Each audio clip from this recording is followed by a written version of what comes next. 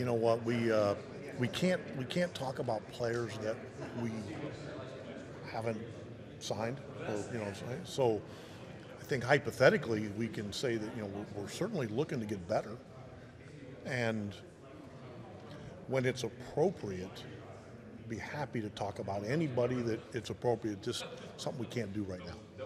What do you, from afar, just as a baseball coach, Well, it can kind of change because, I mean, one, Hedgie, our catcher, is a free agent, so he's earned that right. We love him. There's no getting around that, but he's earned the right. So things don't always happen like at the winter meetings. Everybody laugh when I see people say, well, they won the winter meetings. Well, see, that started. And we try to stay in our lane a little bit, because if you don't, sometimes you don't get anything done. So our guys do a good job of that, of trying to figure out how we can get better. And if it makes a splash, good. Sometimes they don't make a splash, but they still make us better. how far in advance do you do talks between yourself and upper management as far as planning out seasons ahead? We talk probably almost every day. Like, we don't have to have meetings just because we talk so much. They know how I feel, and I know how they feel. I mean, we don't have to set up meetings. We just talk.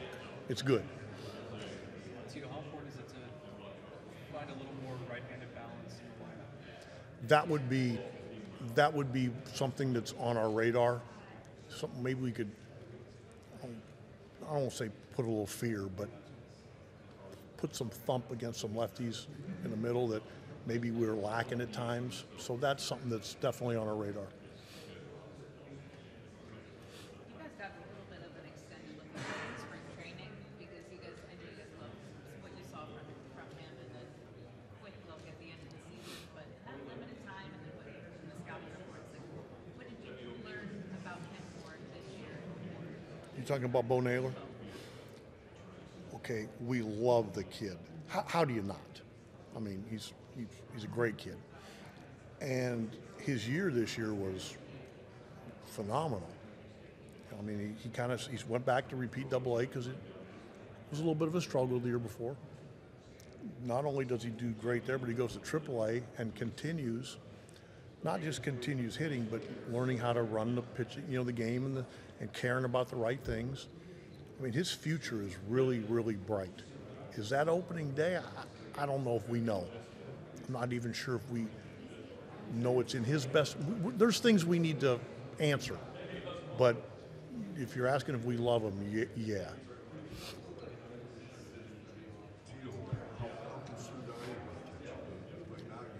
Yeah, I know, but I'm telling you, and I'm being as honest as I can.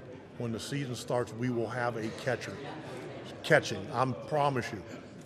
I just want to mean, like, the winter meetings. You hear like, well, these guys won the winter meetings. Sometimes we need to be patient. Sometimes that's Chris and Cherney do it. I think I don't know how it is viewed from afar, but from us that are with them, they've earned our trust. We know how they operate and how they work, and they'll figure something out. Oh yeah.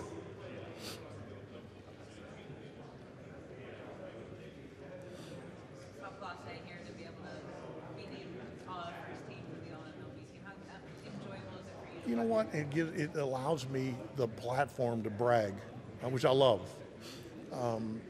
He's come so far in a short period of time, and pretty cool. I mean, not just the results on the field, but watching him grow as a teammate, and the responsibility, the accountability of being available so much, and he had a lot of appearances.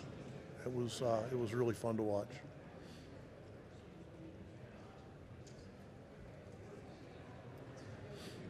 Do you anticipate many of your guys playing in the WBC? Probably. I know we have a lot that are eligible, even guys that aren't on our major league team yet. I think there was like 19 potential names. I don't think it'll be anywhere near that. We've it's a little difficult because it's a huge honor, huge honor. At the same time, as a pitcher, we have guys like Tristan. Tristan threw almost close to 200 innings last year. He'd be a guy that, if anything, we'd probably slow play him in spring training a little bit to build him up. And then you're throwing in front of 50,000 people, breaking balls, trying to, before you're ready. So it worries us. But we will do our best to support the guys that want to, because it is an honor. You got 3 guys from Canada. I know. Would you let both? Oh, sure. How do you not? I mean, I do think, like, I remember Gomes that one spring didn't go, and he stayed, and it really helped him. But how do you tell somebody they can't represent their country? I don't feel good about that. Do you think there will be many changes for preparation purposes in spring training with maybe rules changes with infield shift limitations or pitch clock? Is there foresee any of that? Well, okay, so the pitch clock, they're gonna introduce it in the spring, which is good, because my guess is in April, you're gonna probably see some incidents. It's inevitable. Hitter's gonna step out, or somebody's gonna get a ball, and there'll be probably a few things that happen. I do think, from listening to how it was introduced in the minor leagues and knowing our players, they'll make the adjustment.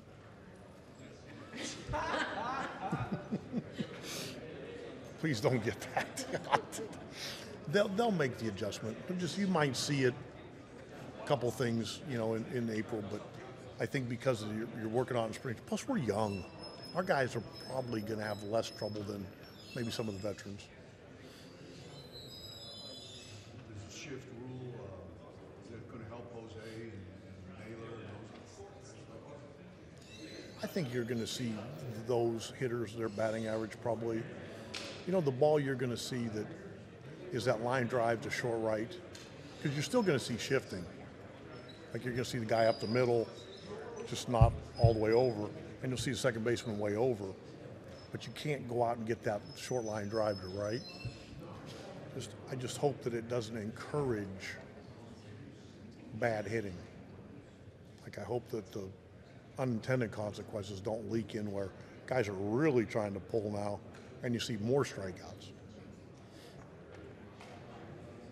So I hope that with a normal off-season for Josh Naylor, that he would be able to be almost back to like 100% like pre-injury, or do they have an idea of how much he can get back to? I think our trainers really think that another year removed is going to be really good for him. I think he's committed to trying to slim down a little bit, just because he does have an issue with his leg. I mean, it's real. So we've talked to him about that. I'm even going to reach out to him. In fact, I was thinking about it today, about maybe going back to the outfield a little bit, just to create some versatility. If we can do things like that, you can DH somebody. But I didn't think last year, he started the year, the first maybe 2 weeks in right. I didn't think sending him back and forth was fair to him.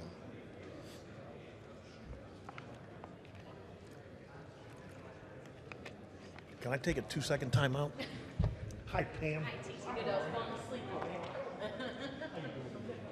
kid. God, I love seeing those pictures. Go ahead. I don't really like her that much anyway. Who's in Brian Sweeney with? Fuck, my cribbage partner. You know what? I know that he's I think in Cleveland he's viewed like as the lineman that misses the block. Like, they don't appreciate the dirty work he does, but when he gives it up, they kind of, he saved our staff so many times. There'd be games where, we run out of pitching, and he'd pop his head in and he'd go, "Hey, I got 3 tomorrow." And I'd be like, and he goes, "I can do it." And he goes, "It'll say," and he meant it. It's just, he probably meant more to me maybe or was appreciated more by me and the coaches than maybe some of the fans.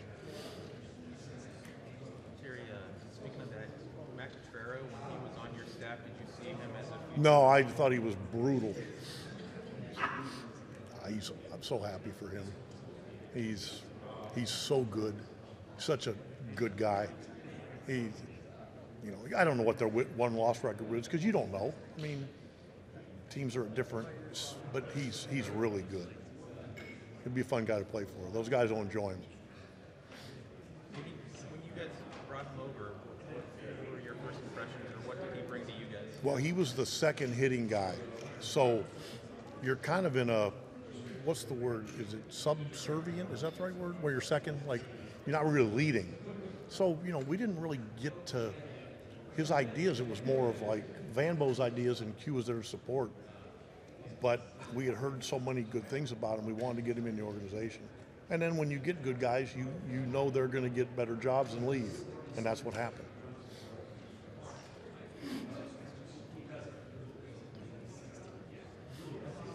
Chris was saying, looks like you have to replace the head coach internally. It will be internally. We're kind of working through that right now.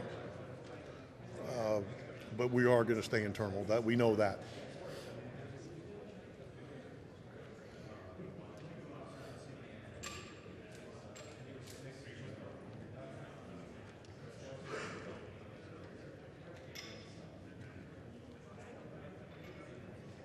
Is Arizona going to keep scoring 95 points a game? Did you see the Utah game? Not you. You're not allowed to.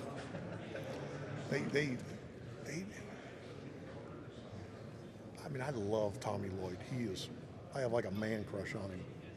But I don't know if they're as good as fourth. Yeah, but I mean, they're probably like 12th, 13th. Like they're going to lose some games this year.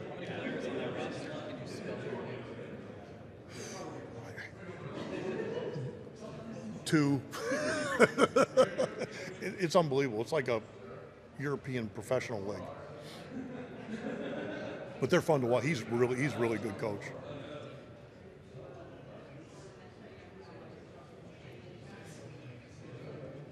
When you think about what happened last season,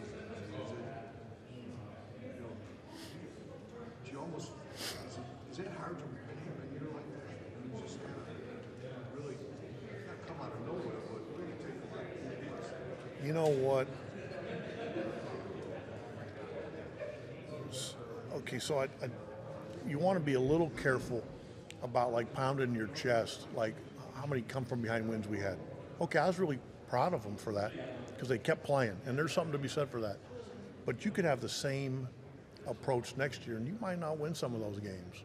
I mean, Josh Naylor hits a home run to left field with 2 strikes. I mean, there were some games that, and again, you're proud of the way they competed, but you might play the same exact way and have to win or have to play better to have the same record.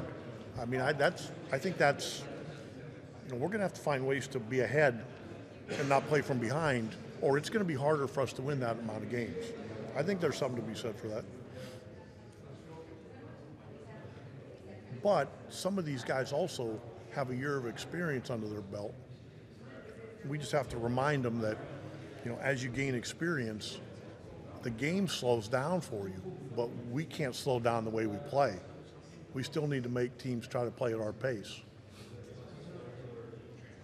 And I'm confident that they'll be fine with that. It was a pretty fun group.